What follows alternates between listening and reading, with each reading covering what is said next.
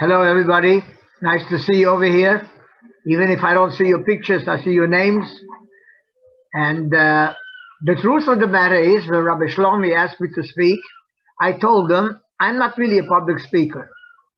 I was only a child during the Holocaust. I was born in 1940, and Hungarian Jews were deported in 1944.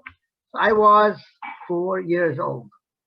But I do remember many things because these are such memories that make terrible memories and such memories that make a strong impact even on the mind of a child, and it stays for a lifetime. The reason I agreed to speak to you was because I want to stress one point. Are many people who were here in America and even survivors who claimed after what happened in the Holocaust, we don't have to believe in God anymore.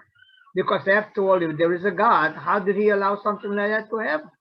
Where was God during the Holocaust? And I want to stress to you, and I want to show to you that God was there with everyone who was there. And if God wouldn't have been there, then I wouldn't have been speaking to you right now, because there wouldn't have been any survivors. Not only there wouldn't have been any survivors in Europe, where the Jews are actually taken into the concentration camp, but even in America, because the Germans were so advanced in their scientific knowledge. As you know, as you all know, they invented the first jet engine. They already had a rocket. They already were working on a rocket that could hit New York. And their plan was actually to conquer the whole world. And wherever they would go, they will make the final solution.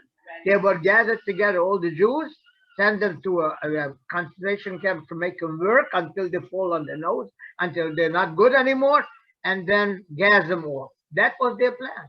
So the fact that they never were able to develop that plan, and Ms. Mary miracles, how America stopped it, how America, England, how all this was, they all together were able to stop all that, but actually everything was run by heaven.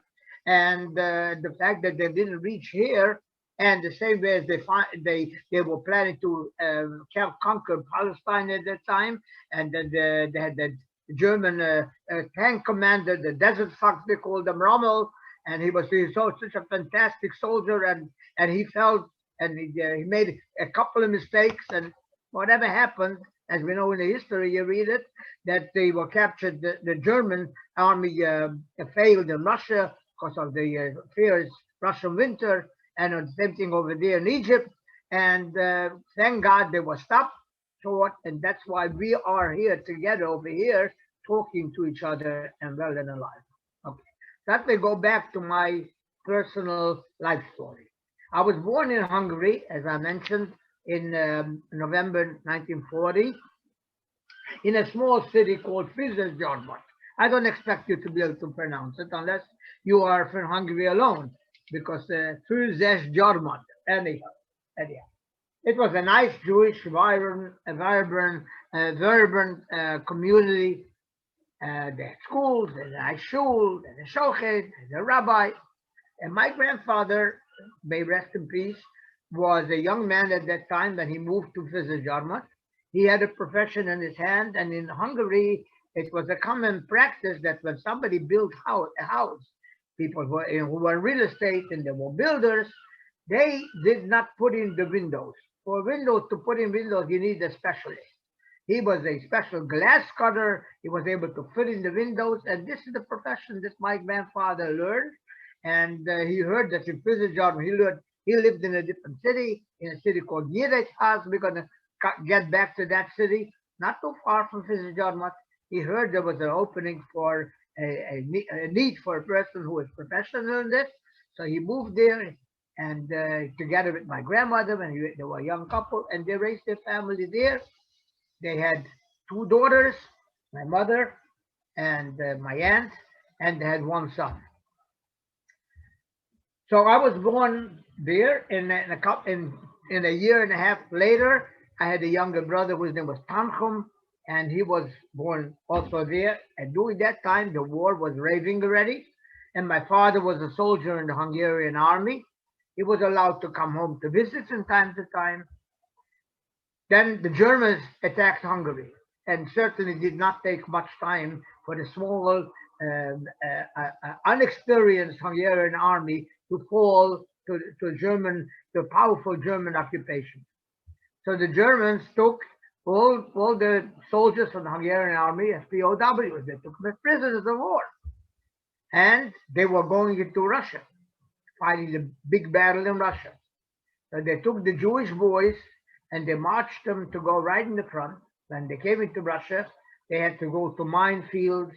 So as guinea pigs, they used the Jewish boys, let them go to the fields, let them test out the mines. Naturally, when somebody tested out the mine, he couldn't do it a second time because he was blown to pieces. So many of the boys died right there. And my father was in that group. And then they also had to, as the winter started coming, they had to shovel the snow so the tanks and the trucks should be able to go through. Also, as the Russians were moving deeper into Russia, they bombed their own bridges and they burned down their houses. The bridges had to be rebuilt, so all the trucks and the tanks should be able to go through.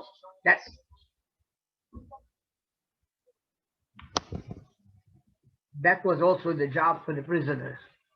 So again, by the time they got to Russia, it was a miracle whoever survived. Then, as they got deeper into Russia, the Russians finally captured them, and they sent them all out into Siberia to work in the coal mines. So that was the whole story, but I'm not going to tell the story about my father.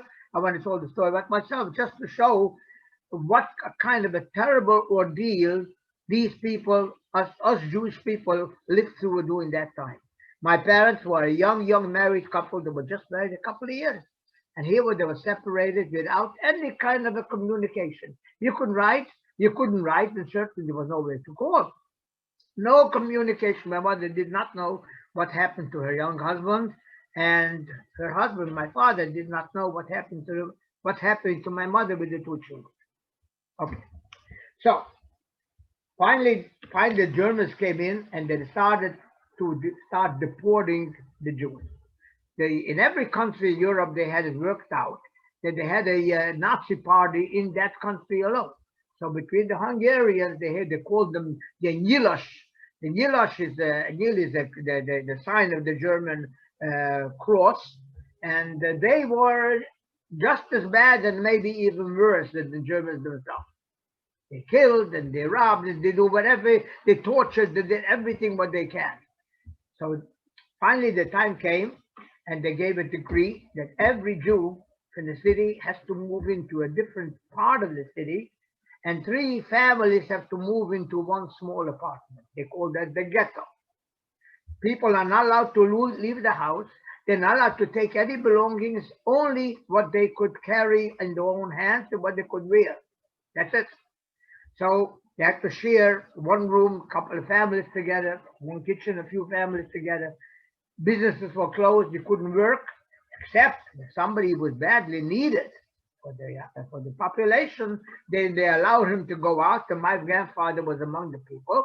They needed somebody who knows how to cut glass and not put in windows, to fix mirrors.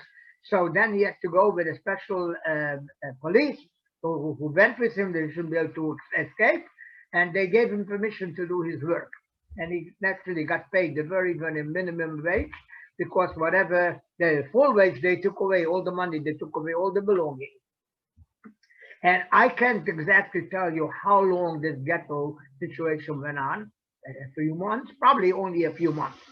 From there, all the people were told to leave, and they were taken to a place called Solnok. Solnok, excuse me. Place Solnok is still there, Hungary, and over there was a big glass factory. So the first transport, and from there, and they brought, they gathered people from various towns, communities to come to this place, Solnok. There was a big glass factory that was empty. So those people who were able to get into the factory, at least they were able to be indoors. And they had to sit there, they had to sleep on blankets. And at least they were indoors. By the time my family came, there was no room in the factory, so we had to sit outdoors. It was in the springtime. So they camped out. Naturally, nobody was making campfires and roasting potatoes and hot dogs. But whatever food they had with them, they were able to take along. That's what we had. Nobody knew how long we were going to stay there. Just before this happened, while they were in the ghetto, my grandmother had a dream.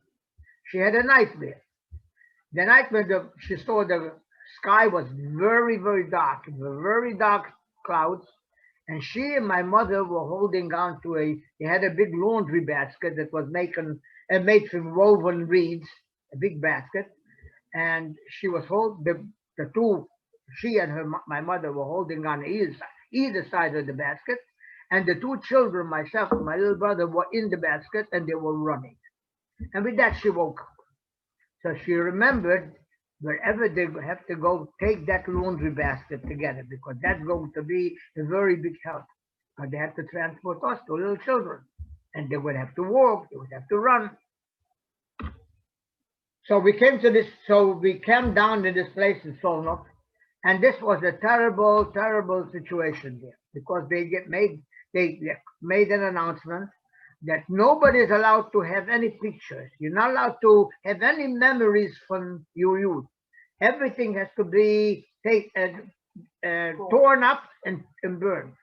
I recall my mother crying and tearing up the wedding pictures and all the pictures from her memory and tearing it up and throwing it into a sewer. And they said anybody who's going to be caught with a picture is going to be shot to death. There was no in between there. Either you listen or you get shot. My mother told me the story. I didn't see it myself, but among the people there, they divided up families also. And there was one family where there was a boy who was a teenager, and they told him to leave your mother, to leave your siblings. You have to go separate in a separate place. They're going to put you to work. The little boy, the young fellow, is a young teenager, didn't want to.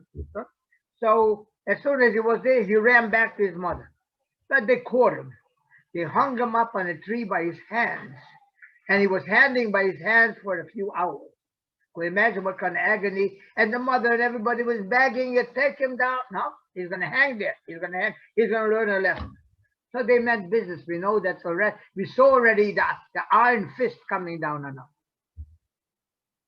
After that, we were placed on trucks, and we were taken to a place in Austria. This was in Hungary. We were taken to Austria in a place called Solenow. Solenow was on the outskirts of Vienna.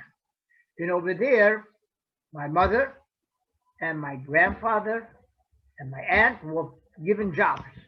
My mother worked in a brick factory. She had to stand. There was a stream. This was near the Alps. And the river was coming down from the mountains, ice cold water, and she had to fetch the water with pails and bring it in. It wasn't a modern factory. They had to bring in water because the bricks had to be made with water. She said she had to stand in that brook, in that stream, and her feet would become completely numb in the cold.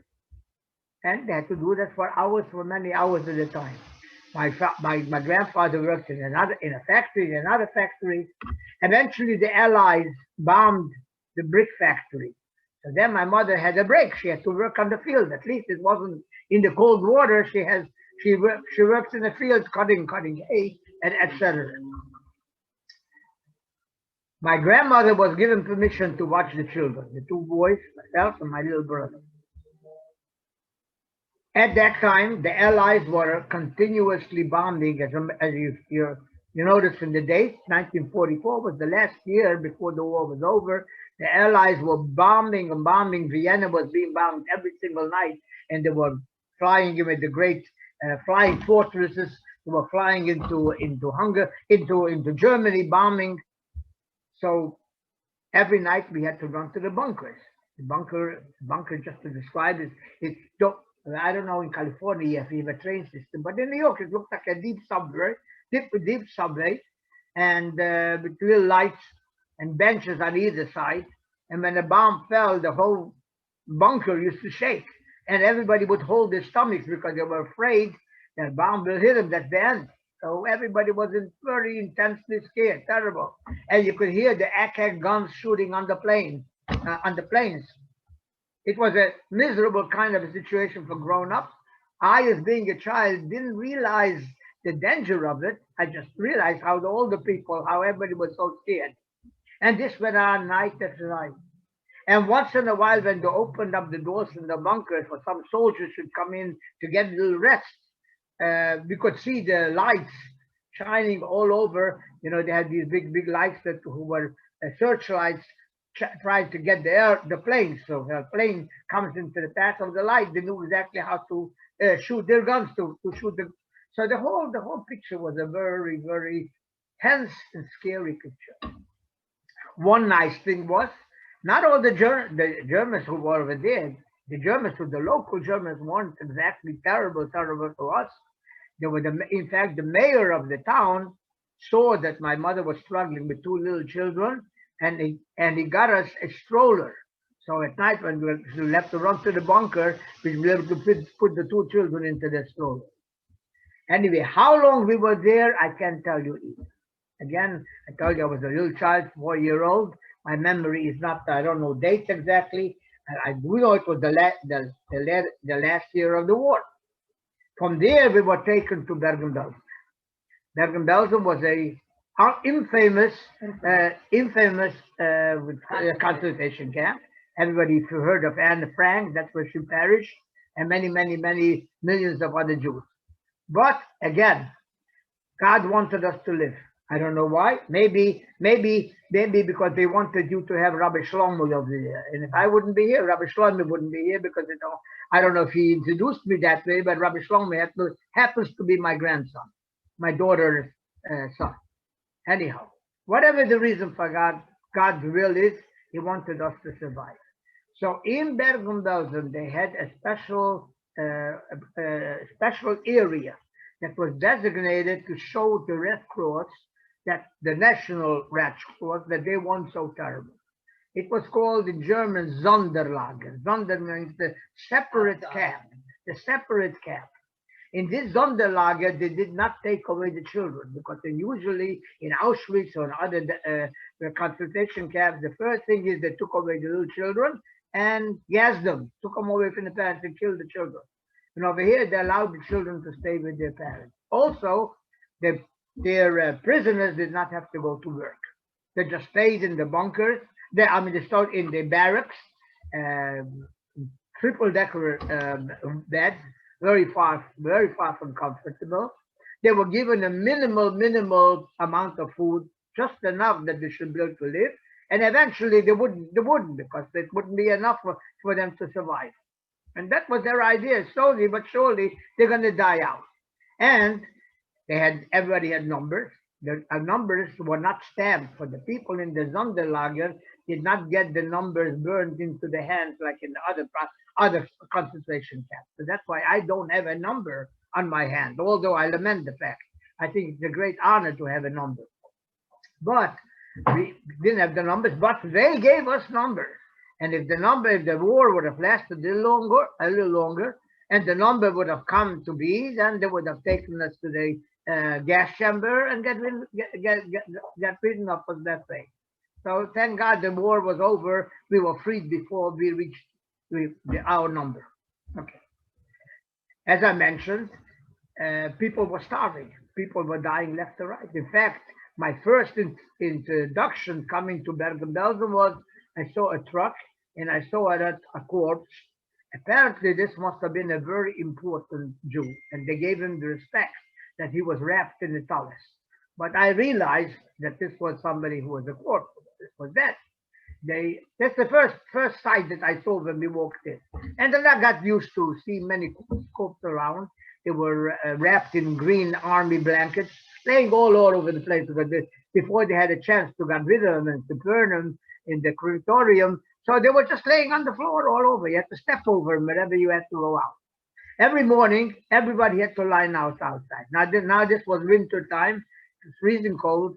We were only dressed in those striped uniforms that you striped pajamas that you're familiar with, and wooden shoes. And the announcement was everybody has to line up with the exception of the dead.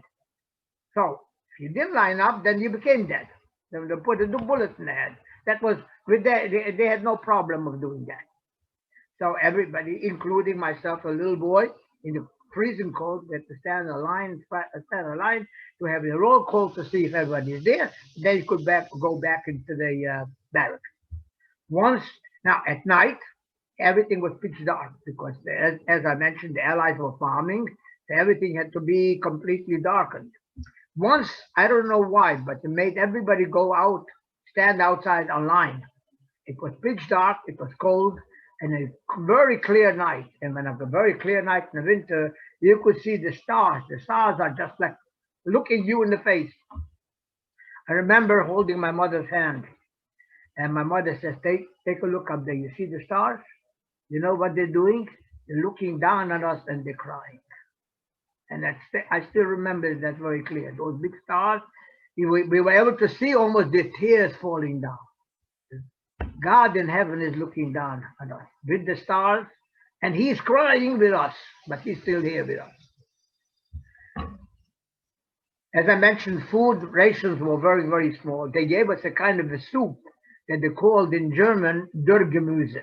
I found out later on that Müse is vegetables in German. This soup was, the ingredients were rotten sweet potatoes and pumpkins, and cooked with water.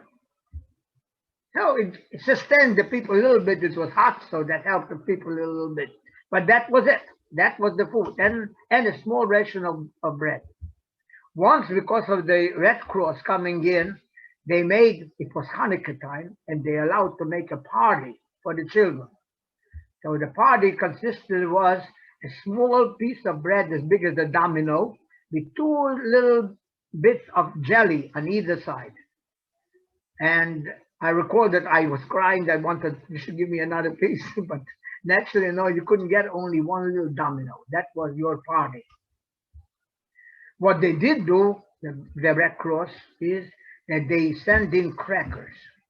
And that they had to, the Germans had to distribute the crackers among the people. This was only in the Sonderlager because they didn't show the Germans the other part of the camp, only this separate camp. And actually, there was a lot of vitamins in these crackers, and they helped also to sustain us. But my mother told me later on that my grandparents were swollen from hunger and starvation. Another thing was there was no medicine. And it happens that my brother and myself had diphtheria and later on pneumonia. And my brother, unfortunately, never came out of it. The only thing my mother was able to do is they were able to get cook up a pail of hot water and cover us up with the blankets and breathing in the steam that was supposed to be, because diphtheria clogs up the trachea where you breathe. That was supposed to be good, but unfortunately my brother didn't work. And my mother says that they had a German doctor who was practicing medicine, trying to do all the, and with the practicing the medicine that killed him. So unfortunately, I saw myself that he was just choking, and unfortunately he passed away, died over there. We never knew exact date because who had a calendar? Nobody knew exactly what was going on. But my mother suspected it was around December, Hanukkah time. So we kept the yahrzeit all the time, his yahrzeit for the last day of Hanukkah. Okay, anyhow. My mother, I never saw my mother cry. Everything she held inside. She was strong, and her whole job in life now is occupation to see to it that Herschel, as they called me, because in Yiddish I was called Mordechai Hersch. They called me over Mottel. Herschel should survive. Gave me the last piece of bread that she had, a little hot soup, whatever she could that to push me that I should survive. And so the miracle, the war started coming to an end. We already heard that the Germany is being bombed, that the German Air Force is completely not workable anymore, that the war is coming, the Allies are coming right into Germany. So one day, we were all send out a whole group of us to make walk. We had to walk and walk, walk until we came to a train. And a couple of thousand people were squashed onto this train.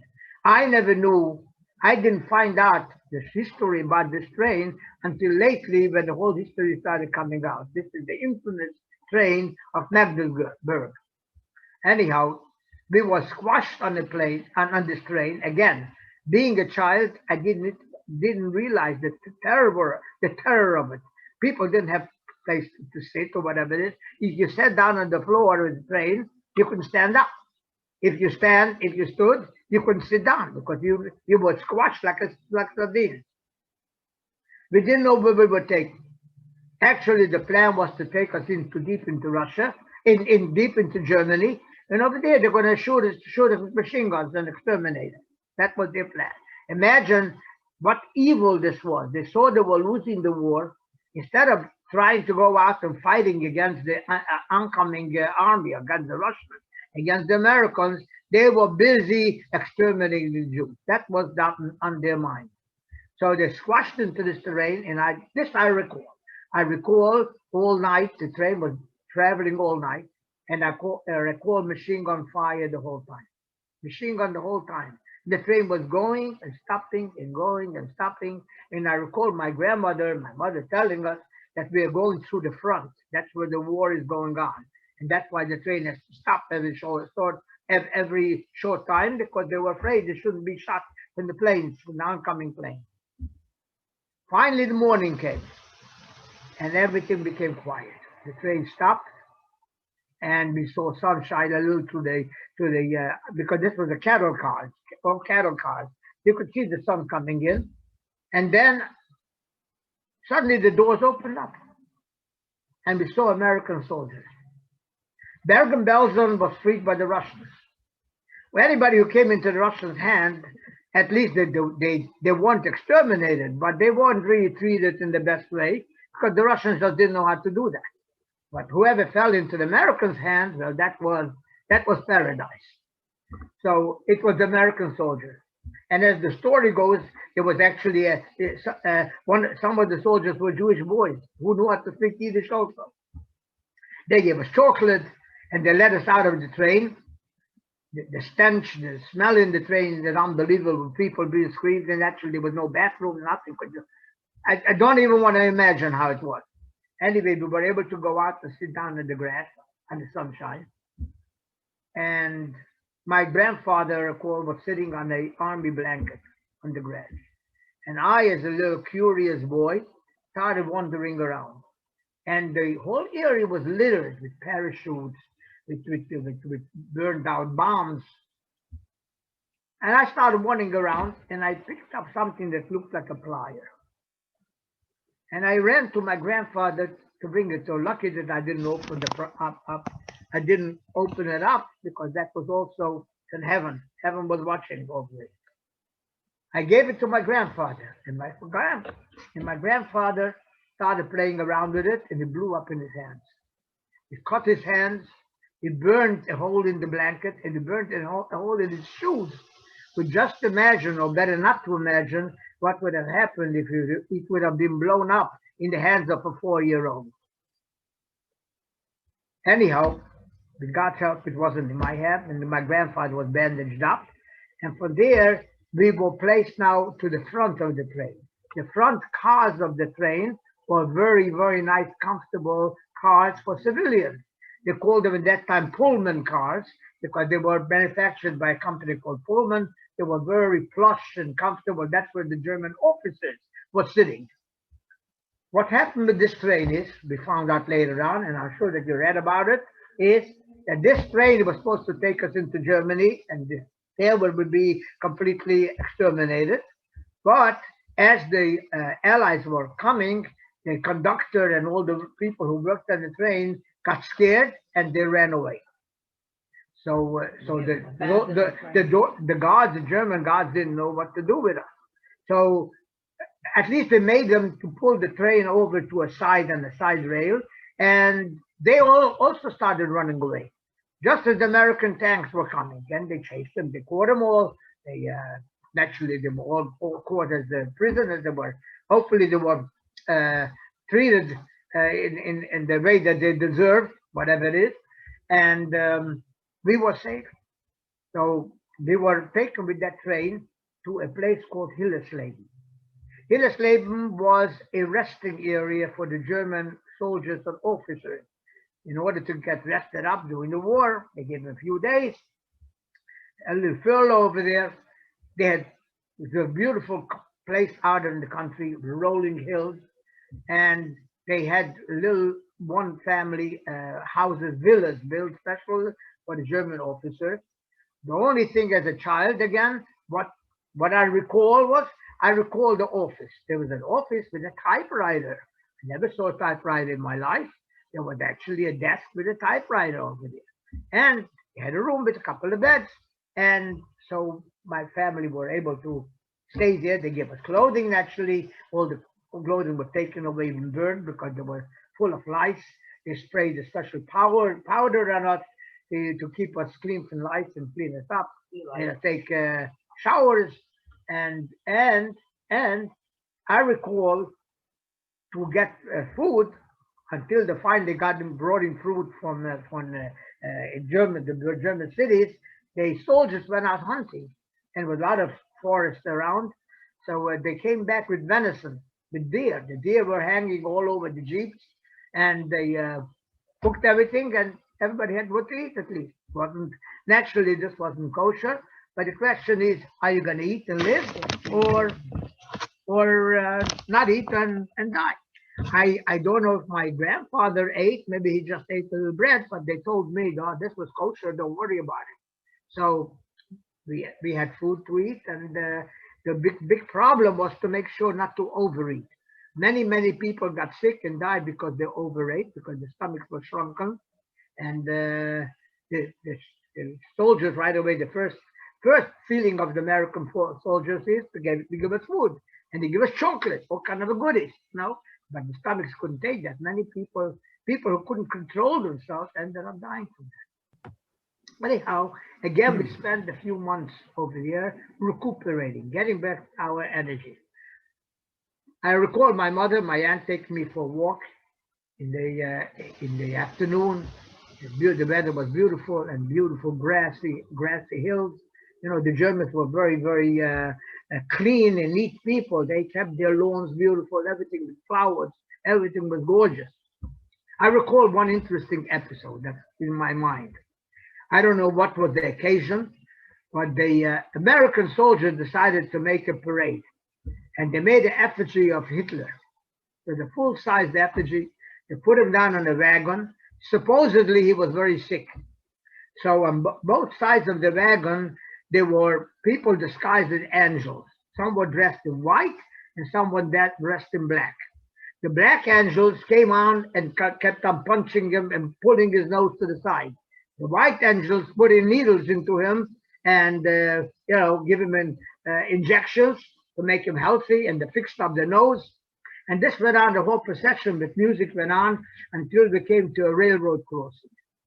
Over there, they put a noose around his neck, and they hung him up on the gates that come down by the railroad crossing to prevent the traffic to go through when the train comes. They strung it up to that, and then in those days in Europe, they didn't have the modern times today. Everything is worked by electronic. At that time, they had to do it by hand. There was a wheel that was turned by hand, and slowly, this gate went up, and like this, they hung him. The German was looking. I record the German population looking out from the window. I don't know what went on through their minds. Some of them probably hated Hitler too, because of them, they lost some of their loved ones, the soldiers, the children, and Germany was bombed to pieces. So I imagine some of them were happy to see him hang, and some of them actually felt terrible. But anyway, this is what I recall. Anyway, the next stop. Shlomi, Rabbi Shlomi asked me when my time is up. No. At this time, when you were in Bergen-Belsen, was your father there with your mother, or no? No. As I mentioned before, my father was in Russia. My father wasn't there. My mother, my grandmother, grandfather, and my mother's sister, one aunt I had. So And how did your father wait, meet up with your mother? to get to it. Okay, go ahead. Let's get to it. Okay. So I just want to know if I still have time, because I don't have the watch with me. Okay. Let me know when my time is running out. Okay. Anyhow, so from Hillesleben, we were heading back to Hungary. Everybody wants to go back to their hometowns.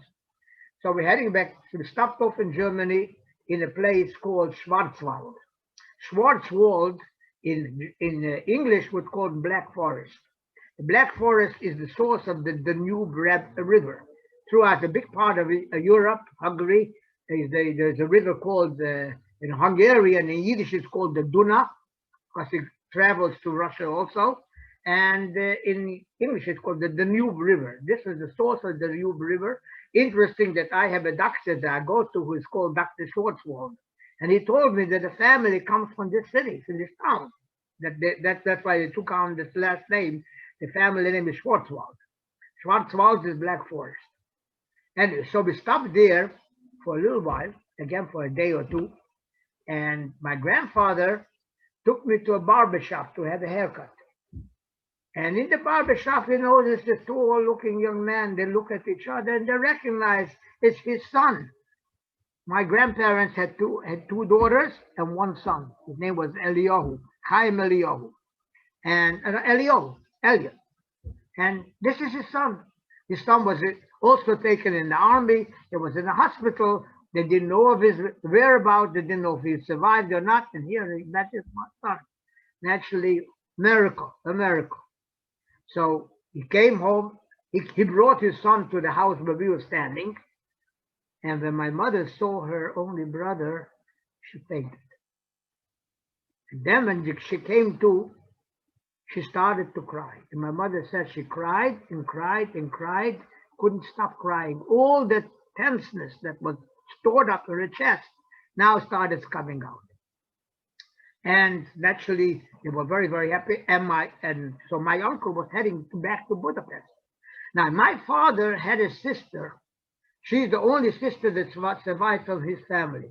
His mother, another sister, and brother were taken to Auschwitz, and they never came home again.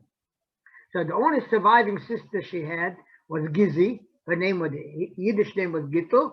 In English, it was called Gisela. In Hungary, it's called Gisela. And her husband, Abba. They survived because they didn't have, unfortunately, they didn't have any children. So they were able to live on false papers, and they were living as Christians, Hungarians. So they got away. They were never deported. Everybody thought they were Christians. They were also in a very, very tense situation because they were always afraid that the neighbors are going to find out. And they were all anti-Semites. They're going to snitch on them. So they had to move from one area to another area. But they were able to work their way out over to the whole war. So my uncle knew of their whereabouts. And he found out they survived. So he was heading back to Budapest to tell them. And actually, when he got there, he told them he met us. So now my aunts knew that we also survived. My father back in Russia was a separate story. Over there, for thousands of people, there was only a handful of people who survived because they worked very, very hard in the coal mines. They were not fed. They weren't given enough nutrition to survive the hard work and the hard, tough winters. And there were also many sicknesses between them. There was no doctors. There was no medication. But since Hungary was occupied by the Russians, by Stalin, so Hungary was in dear need of farmers because many of the young men were killed during the war.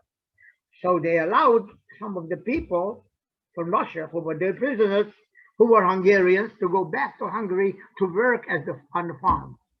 So my father says, they asked anybody knows about farming. My father says, yeah, he's a farmer. Never in his life was he a farmer. He was in business, but he said he was a farmer. So they let him go back, but they had to walk back. They actually had to walk by foot from Russia to Hungary. And this was in the winter. And they were walking back together with the Germans who were receding back into Germany. Those who were able to, those who weren't arrested, they were traveling back to Germany. So he walked with them together. At one time, he was ready to give up. He said, it, deep snow, it was a deep snow. It was just so freezing cold. He felt he can't go anymore. And another miracle happened. A German soldier from the truck reached down and pulled him up on the truck. And they gave him a little hot coffee. And so they drove for a while. And then the German said, now you have to get off, because if I'll be caught, I'll be shot. And he let him out. Now you have to walk. But that revived him enough to give him more energy to continue.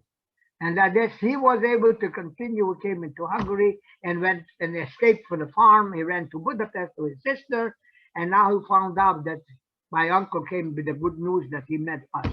So now he knew that we survived also. Also at that time, the Jewish organizations came out with a list of survivors. So every day they printed the survivors and when they're going to be arriving back into Hungary. So one day my father read the list and he saw our names on the list. So he came to the train and actually met his family at the train. And I didn't even recognize him. I didn't want to recognize that he's my father. He didn't look like the way he was taken away. Simple. The only thing I remembered about him was he was wearing a fur hat. And I didn't see the fur hat now, so I just didn't recognize him. Took a while until I got used to the fact that he's my father. Anyhow, the simcha, the happiness was great. In one day, he found that he lost one of his younger child. But the great simcha that he has his wife and his surviving child. So from there, we stayed in Budapest for a little while. And from there, we went back to Theresienstadt, where I was born, the little town. Except there was hardly any Jews left over there. The house that we lived in was given away to Hungarian family. And we didn't really have a place to stay. We stayed in the basement apartment. So we moved back to the city where my grandparents came from Yiddishkeit. Yiddishkeit, even today, has a Jewish population. At that time, they had enough survivors who had a shul, who had a place to daven, and found a place to live. I recall traveling from Theresienstadt to Yiddishkeit. So this is how we traveled. We were going by horse and wagon. So we had the little belongings, furniture around the edge of the wagon, and we sat more inside in the wagon. And then during the time we were in Theresienstadt, my grandfather was very weak. He was sick. He was a soldier yet in the First World War, and I was very, very weak also. We had to get some milk, but there was no kosher milk. And here we see that these Jews who survived held on to the Judaism. They didn't question where God was. They held on to the Judaism that we didn't want to have milk that was not kosher. So we bought a couple of goats. My grandfather found some of the gold that he buried outside in the backyard. So we had a little money. So we bought 2 goats and we had goat's milk. So the 2 goats were put on the wagon and we were traveling with the goats together with the little schmatters that we have belonging, that we have that survived, and we were going to Yiddishkeit. I recall Purim in Yiddishkeit. In Yiddishkeit there was a small shul that was heated in the winter, and there was a big, beautiful shul that in the winter they couldn't afford to heat it, but from Purim on they already opened up the shul. So I recall being in the ladies section. There was a beautiful, beautiful shul, and the ladies were upstairs listening to the Megillah. That's the first time I remember it in my memory at that. Okay, but the problem was that Hungary was under the communist regime. And everybody knew that being under the communists and being a Jew was a very, very difficult thing. So my parents knew that the only way they could survive properly and keep to the Judaism, they have to get out of Hungary. My grandparents couldn't leave because my grandfather, as mentioned, was very weak and sick, but very fragile. He couldn't travel. And again, this was a heartbreaking episode when my mother had to say goodbye to her parents, knowing that it's possible she'll never see them again. But we had no choice. We had to move out, get out of Hungary. Now, my uncle, who was in Budapest, who was what they call a Yiddish Chevreman, he was a go-getter. he was involved in an organization. They had an Israeli organization called Bricha. Bricha in Hebrew means to run away. And their job was to get Jews who were in the communist countries and help them escape the communist countries so they should make aliyah, they should be able to go to Israel. My uncle was very much involved in this organization. He was able to get us on the train, and conductors were being paid off, and to get us across the border. And this way we went across the border from Hungary into Austria. Austria was under the occupation of the Americans. So now we are in the American hands. The Americans at that time, there was a big hospital called the Rothschild Hospital, and they converted this into a hotel, into a displaced person's hotel, to a homeless hotel. And so we were given a room, and they were given food to eat, and we were there in this hotel for a while. And there I got very, very sick. I got terrible sick without running a very, very high temperature, who at that time they didn't even know exactly what it was, because this was a type of a typhus that was very familiar in Europe. Typhus came because of unclean water and so on. But I had some kind of a different type of a typhus. They didn't even know what it was. But I was running a very, very high temperature. What I could remember is that I was like half asleep, half up. And in my dreams, I was able to see bloody airplanes, everything red, and shooting, bloody airplanes, all the war memories coming back at that time. Anyway, I was taken to a hospital. The Rothschild Hospital really are located, and they had their own hospital. And I was taken to that hospital, and eventually they found out what was wrong with me. They were able to give me a blood transfusion. They used my mother's blood for the similar blood as I had. And after the transfusion, I started gaining back, and I became healthy again. They allowed my mother to stay between the same room, and the nurses were very nice to me. In fact, there was a nurse who was another Jewish nurse, but she knew Jewish people, and she worked at one time in a household with Jewish people. She used to come in the morning and say, "Modani Vitri," and brought back extra food and so on. And thank God I recuperated. I also remember a Simchas Torah in Vienna. And as I mentioned before, the Jews all lived in this Rothschild Hospital, at least anyway, the Jews that I knew. Maybe they had other areas also. But they were able to get a hold of the Torah, and now these were all survivors who barely were survivors. Everybody lost members of the family. Everybody survived physically, but mentally, emotionally, they were broken to pieces.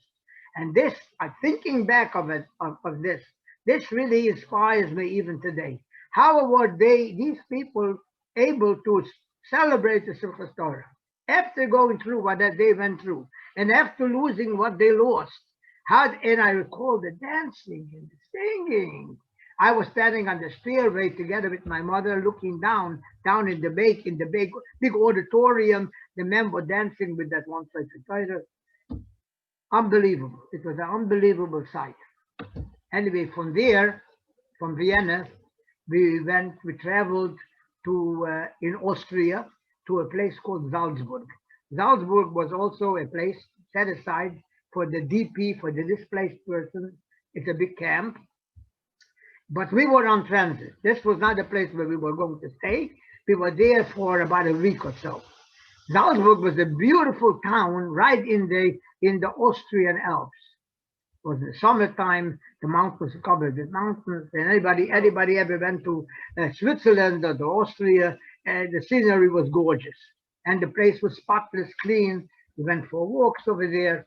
It was a beautiful, but again, the men and the women were separated. We couldn't stay in the same place. With my father was in a separate place. My mother and myself were together with another Jewish family who were there for a longer period of time. Finally, from there, we were taken to a place in Germany, which was called Winsheim. In Winsheim was a lager, was a camp. There was large, big houses, and every family was given a room, and they had to share a kitchen with another family. And we stayed there for the next 3 years, from 1946 to 1949. From in the beginning, my parents were planning to go to Israel, because that was the dream of every Jew, to go to Israel. But then when the war of 48 broke out in Israel, my father says, listen, I had enough war. I had the First World War, I had the Second World War. I don't want to hear about wars anymore. So he put in papers to get permission to come to America. At that time, my mother's sister, who survived together with her, remarried. She married her cousin's husband. His name was Moshe Leib, the Moshe Leib Weinberger. He had a family of grown-up children at that time, and his wife and his family were all killed out. So he was heartbroken. He was mentally, he went off his mind for a while. But then he was able to get himself together, and his wife, who passed away, was a first cousin to my mother and to my mother's sister, actually. So he married my mother's sister, and they came out to America, and here they built a whole family, their daughters and sons, and he sent us an affidavit to be able to come to America. Not that he had so much, but he was already sort of settled in America before us. So because we stayed the 3 years in Winsheim, in Germany. From Winsheim, we traveled to Bremen. Bremen was the port, because in Germany it's called Bremenhaven. A port, a shipping port, is called Hafen in Germany, in Yiddish also. And so we came to Bremen. I recall traveling to Germany from town to town, where every building in the city was completely bombed. Here and there, I saw a church standing and the cemetery, but every building was completely bombed up from the Allies. You know, but you say that you want to have your country built up, make war with America, and then America will rebuild everything. Everything was rebuilt again. Vienna, there wasn't, when I was in Vienna, there wasn't a block that wasn't half in rubble. All the houses, the buildings were down. Today you go to Vienna, it's gorgeous and beautiful. Who built it up? The Americans, naturally. Okay, anyhow. So we came to this place, Bremen. It was a long trip, long miserable trip, but we were anticipating finally to be able to get on a ship and to be able to come to the free country of America. When we came to Bremen, we were also given a place where to stay. The men and the women were separated. My mother and myself were able to be in one place, my father in another place, only with men. And we have to wait until our number will come up that we should be able to go on the ship that will take us to America. America had a whole fleet of ships that were used to transport the soldiers to England during the war. They were called the Liberty ships. They were very, very small ships and not very comfortable. They were made special to transport the army and the navy. So these boats now were used to take the survivors to be able to bring them to America. We didn't have to pay for it. The Joint and the Hayat, who were Jewish philanthropy organizations, they paid for the trip. In America, yeah, they paid for the trip. Okay, so finally we got the good news that on the next, our number is coming up, we'll be able to go on the next boat. Found out the next boat is supposed to leave on Saturday morning, Shabbos in the morning. Now, it's against the rules of Orthodox Jews to go on a boat, on a ship on Shabbos. And especially you have to sign papers, you can do all kinds of things that you're not allowed to do on Shabbos. So my father and a group of his friends went down to the offices over there and spoke to the senior person who was in charge of the ship and wanted to ask permission, would it be possible for us to go to board the ship on Friday and stay on the ship already on Friday, and then on Shabbos will leave. That way we would be allowed to do that, halachically. They says, no way, no. You have to come on Shabbos in the morning. That's where you go on the boat, and that's where you sign your papers. You'll be assigned in the room, And if you're not going to do that, then you have to wait until the next ship. And that could be a few months until you'll be able to allow the next ship. And as I mentioned, it was no picnic being there. It was a miserable area to be. No, but what are we going to do? We're not going to go transgress Shabbos. And therefore, he told these young men told the officer, sorry, we're going to have to wait for the next boat. And they're ready to leave the office. And he saw that, he called them back. He said, now I see that you're really sincere in your belief. I will put you on the next boat which will leave Monday morning. And the boat that was supposed to leave on Shabbos was going to go to Boston. And the ship that's leaving on Monday was supposed to arrive to New York. And my mother's sister and her husband lived in New York. And actually, New York was a big Jewish community. We definitely want to go to New York. So Hashem had it that way. If you were sincere in your religion, Hashem helped them. They got on the ship on Monday. We got on the ship on the Monday. And we were on that boat for 10 days. It wasn't a luxury liner. It was very, very slow moving. And every wave that came by, everybody felt people were seasick, terrible. People were throwing up left and right. I recall the first time going into the dining hall and the first time in my life given cereal. I had a bowl of cereal and I finished eating and everything came right out. And the fellow came and wiped it up. And I sat down for another one. I was hungry anyhow. So, but the children didn't suffer as much. And we tried to be as much as possible on the top deck. So by that time, my parents had two more children. I had two more brothers, Yeshua. And Yeshua passed away, unfortunately, a few years ago. But my brother, Aaron David, who is today a rabbi in a shliach in California, Huntington Beach, is a rabbi there. Maybe that's why we were supposed to survive also.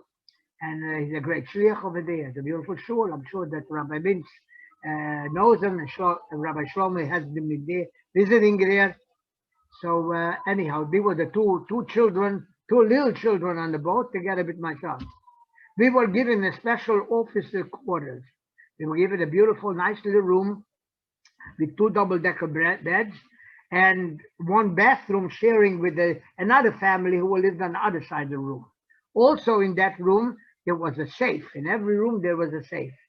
Now, Shabbos, you were not allowed to light Shabbos candles and sheep. You're not allowed to light candles. So, my mother and her friends, Orthodox friends, all came to the room by us and all lit candles in the safe. And we closed the door, just left it open enough for oxygen to go in, and they were able to light the Shabbos candles in our safe. So we were on this ship for 10 days, and I recall davening with a minyan, a big minyan davening, and so it was in the summertime, so the ride was not too rough, although some days we were in the first floor above the ocean, and above the ocean level. I recall we had a round window, and I recall one morning finding a whole bunch of water that splashed in from the ocean through the window. So sometimes the seas were pretty rough. Anyway, finally we came to America in August, and it was 1949. It was a very hot summer. Those days there was no air conditioning. It was a very hot, miserable summer. My aunt met us by the ship, and from the ship, we were taken to a hotel. The hotel, we were given a meal to eat. On the 10 days, we couldn't eat too much because we wanted to keep kosher. The only thing we were able to eat potatoes and hard-boiled eggs. Well, all the other people were fed sausages and all kinds of good food. And as a child, how much children love hot dogs. I never had a hot dog in my life. When I saw the Gentiles eating hot dogs, the saliva was coming out of my mouth. So when my aunt met us, my mother told her, Herschel is dying for some hot dogs. So she went home, told her husband, shall I go to the hotel, gave the address, and bring some hot dogs from Williamsburg. She bought it in the Satmar butcher shop, hot dogs, and brought me the hot dogs. And I grabbed those hot dogs and I ate it fast. And I got so sick that till today I don't eat any hot dogs. I got so sick for days. I was sick. Anyhow, came to America. And they set us up they put us in a hotel, which was also set for displaced persons. We had a communal kitchen and with other people, and we were given one room. In the one room, my parents and the three children slept in the one room, and we were up on the fourth floor, room 411. In the hotel was Capitol Hall. It was a Madison Street or Madison Avenue in the upper West Side. My mother used to go walking with us to Central Park at that time. A beautiful, beautiful area in the Upper West Side. And the Upper West Side, there were two shuls. There were maybe more shuls, but these were more shuls for our type of European people. One end of the West Side was the Bobover Rebbe, was a Hasidic shul. And the other end, there was a shul where my father went with the rabbi there, was Rabbi Berkowitz, and he had a yeshiva in Hungary when my father actually learned by him in his yeshiva. So we used to daven in that shul. And what came at the end of the summer, my parents, in the same way, we had 4, 5, 6 boys in my age who were very worried. What are we going to do with the children? Where are we going to learn? There's no yeshivas in the Upper West Side, certainly no yeshivas who could teach children who don't know any English. What are we going to do with the children? So do I have any more time, Shlomi? No, it's enough. It's enough? Yeah. Okay. To make it short, my father and the rest of the fathers went to Williamsburg. There was a big Rebbe at that time, the Kloisenberger Rebbe, who had a yeshiva for grown-up boys. He had a yeshiva high school, they called it the Sifter, and told them the problem. The Kloisenberger Rebbe survived the Holocaust, where his complete family was wiped out, wife and children. He was also heartbroken, but he never gave up. He came to America and made a yeshiva. He remarried again, and he told the parents, the fathers, you guys go home, leave the children here with me. They're staying here with me. And he opened up a yeshiva for younger boys. He had a dormitory. He had beds for us. He had a Rabbi who was going to teach us and gave us the best food. And so for the next few months, until my parents got an apartment in the Berkowitz in Brooklyn, that was very difficult at that time. Until they got an apartment, I stayed all week in the Kloisenberg Yeshiva in Williamsburg, and I went home for Shabbos to Manhattan, and I learned very well because the European rabbis didn't give you a choice. Either you learned or you got fetched, you got smacked up. So I didn't want to get smacked up, so I was a good boy, and I learned very, very well. But my father wanted me to learn English, so as soon as we moved in our apartment, I went to another yeshiva, but they taught English also. And eventually I ended up in Chabad in Lubavitch, and that's how the rest is history, how I became a Lubavitcher Chassid. And my family, my siblings also learned the Lubavitch, and my children, and thank God we survived. But the punchline is that God was there with us miraculously, that my father survived, my mother and grandparents and I survived. We met together. My parents came over here to America, and they raised the family. They had 2 more daughters and 2 more sons, and all of them are Orthodox religious, and the 2 sons are all rabbis. One lives in Montreal, in a Rebbe yeshiva. The other one lives in Los Angeles, Shire, and my sister lives in Muncie. And Baruch Hashem, we all survived, and we're doing good. Hashem should help. No Jew should ever have to. The Jew should never have to go through such an ordeal. And Hashem should send us Mashiach. We bring it to Israel in peace. We should have peace for all our Arab nations, and all the nations will recognize the oneness of Hashem. There should be peace in the whole world. Be well, all of you. I wish you all the best. Wait, don't leave yet. Health and time to enjoy it. Don't leave yet. Don't leave yet. Now we're going to ask questions. Thank you, Rabbi Berkowitz. As Rabbi Berkowitz has said earlier, yes, thank God that for saving Rabbi Berkowitz, because if not for Rabbi Berkowitz, I would not be around. Rabbi Berkowitz is my grandfather, and I'm a rabbi in Redondo Beach, California. So thank you, God, for giving the privilege for my grandfather to stay alive. Now my grandfather lives in Boca in Fort Lauderdale, Florida, and a little Deerfield bit of Beach. Deerfield Beach, Florida, in Century Village in Deerfield Beach, Florida. and he is a rabbi in the area in Century Village, and he gives a little bit of praise about my grandfather. He gives the biggest class of Daf Yomi, of Talmud, in the whole entire world. 150 people join the class of Daf Yomi daily in Deerfield Beach in Century Village. So that's a little bit of praise.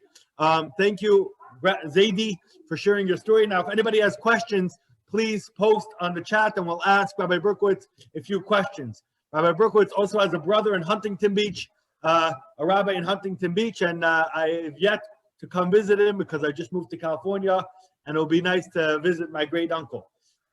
Anyways, so please ask your questions in the chat, and I'll ask the questions to my grandfather, Rabbi Berkowitz. You have to speak up because I can't hear. I'm going to ask you the questions. People are going to text in the chat if anybody has questions, and I will ask you the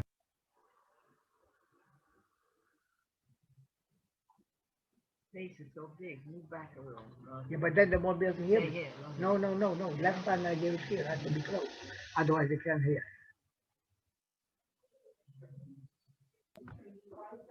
I should myself in the paper here. Anybody have questions? Please post it in the chat, or you can ask directly.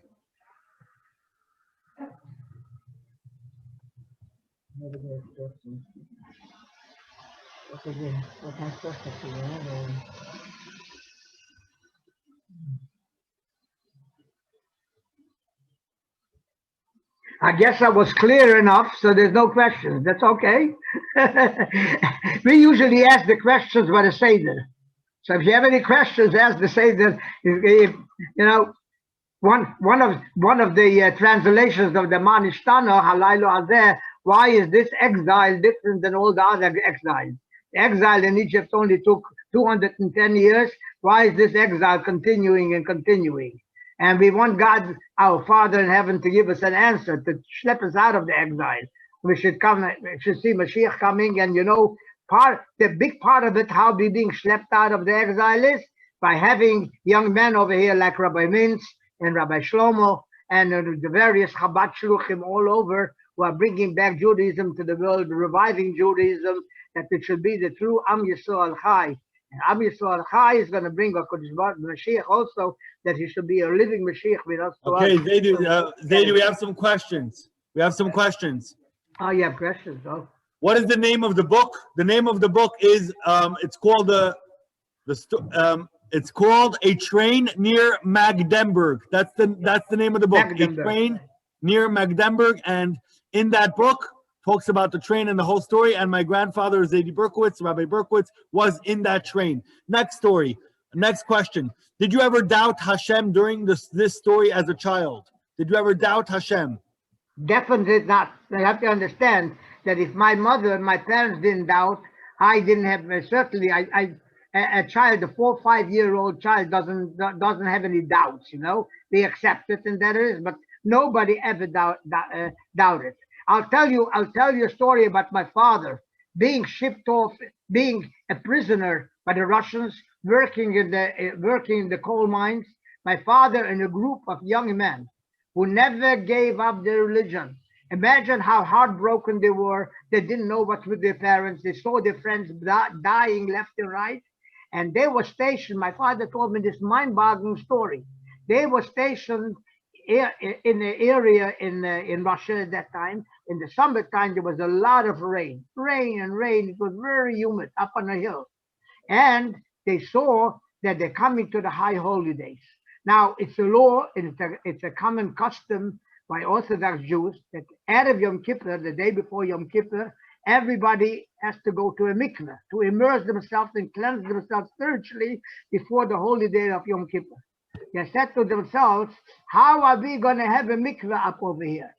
So after a day of hard work in the coal mines, they would come back to their place, and in order to be, instead of falling down to rest, they would start digging.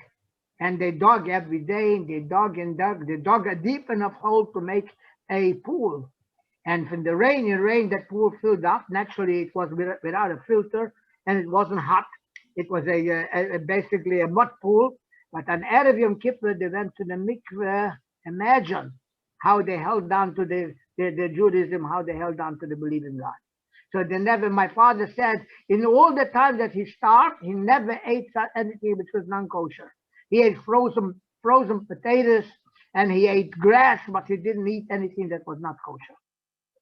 So yes, we did not never question our God. Not that we understand why it happened. We will never understand that. But we never questioned it. Next question. Were you interviewed by the Shalom Foundation? I was interviewed by the Holocaust Museum. By the Holocaust Museum. Okay. Another question. How did Rabbi Berkowitz meet his wife? Oh, his wife, Mrs. Berkowitz, the Bobby, Shlomo's Bobby, her parents, her mother was very, very lucky. They were Polish Jews, and you know the Polish Jews were deported right in the beginning of the war. They were taken to Auschwitz or Treblinka to be exterminated. But they lived not too far from the Russian border, and somehow it ended up, I don't know what pushed them, they went across the border to Russia. And when they came to the Russians didn't want to cope with the displaced persons either. They sent them up to Siberia to work, to cut timber and to work in Siberia. So the Zaidi Mintz, that was my wife's grandfather and grandmother and the siblings, they all ended up in Siberia. My father-in-law, Mr. Greenberg, was a young man, and he was also in Poland. And he actually, this was a phenomenal thing. He had a dream that his mother came to his dream, and the mother said, his name was Avram, go to the Russians. So he crossed the border into Russia, and the Russians took him into the army, and they sent him also to Siberia. So he was a soldier in Siberia. My Mintz family, who was in Siberia, naturally they lived in a broken down house, and whatever little food they got ready for their work, they barely survived. But Shabbos, they always make Shabbos. You know, always were able to put away a little crumb over here, a little crumb over here all week. So Shabbos, there should be some food on the table. Now Shlomo's grandfather, great grandfather. Now my wife's father, my father was a soldier, went to shul on Shabbos. They had a minyan. They went to shul on Shabbos, dressed as a soldier, and the Rabbi Mintz noticed him, a Jewish boy, a soldier. He says, "Where are you going to eat Shabbos?" He says, "I don't have a place to be. I'm a soldier." He says, "Why don't you come to my house?" So he took him home, and whatever they had to eat, they shared, and so on. For Shabbos, he used to come to their house, and that's where he met my mother-in-law. That's where he met Shlomo's Bobby's mother. So they actually got married over there. My wife was born already when the war was over. And from there, they went also to Germany to one of the DP camps, but they stayed over there for a few years. And then, if you have time, I'll tell you a wonderful story, again, how God runs the show. But in order to fit into his ideas, you have to be worthy of it. So this is a beautiful story, that they were in this DP camp, and the American Jews collected, there was a Jewish organization in America, who collected used clothing to send them to the DP camps for the survivors. So they had nothing. So my in-laws got a raincoat, a very nice raincoat from America. And they found that in the raincoat there was a label with the name and address of the owners. Brensdober. Mr. Brensdober was a lawyer that had no children, and they sent this raincoat. So they went, my grandparents went, and my in-laws went, and they found somebody who knew English, and they wrote a beautiful thank you letter to America. And they were so impressed, and they felt so good about it, that besides that they continued sending all kinds of things to them, they sent the affidavit that they'll bring them out to America and they'll take care of them. So when they came to America, they met him by the boat, and they had an apartment in Crown Heights. In those days, to get an apartment in Crown Heights was very difficult because Crown Heights was a very affluent community. And so they got an apartment in Crown Heights. And my wife told me that every Hanukkah they used to come with presents, with Hanukkah presents to visit them. So this is a very nice coincidental story how they were able to come to America. Yeah.